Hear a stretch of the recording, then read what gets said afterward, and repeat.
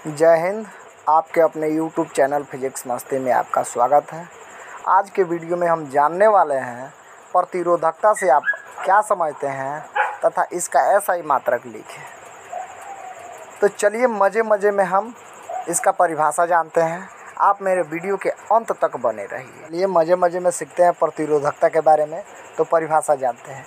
किसी विलयन में दो इलेक्ट्रोड लगाकर विद्युत धारा प्रवाहित करने पर प्रतिरोध धात्विक चालकों के लंबाई के समान एवं बीच की दूरी के समानुपाती तथा अनुप्रस्थ काट के क्षेत्रफल के अनुक्रमानुपाती होता है।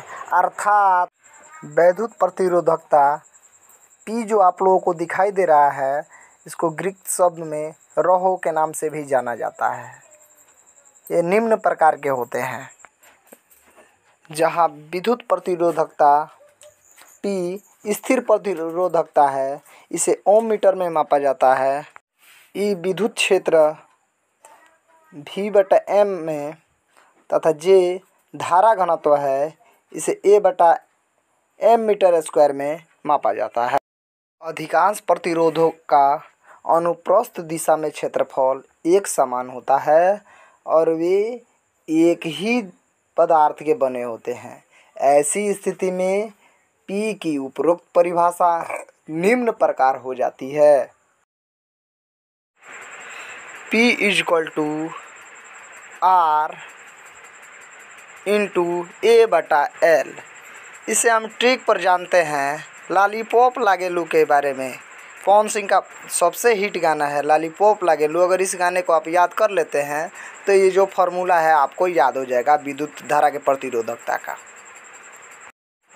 R हम पिछले कक्षा में ही बताए थे। R जो है विद्युत प्रतिरोध ओम मीटर में मापा जाता है, यानी जिसे रेजिस्टेंस कहते हैं, जिसे प्रतिरोध कहते हैं।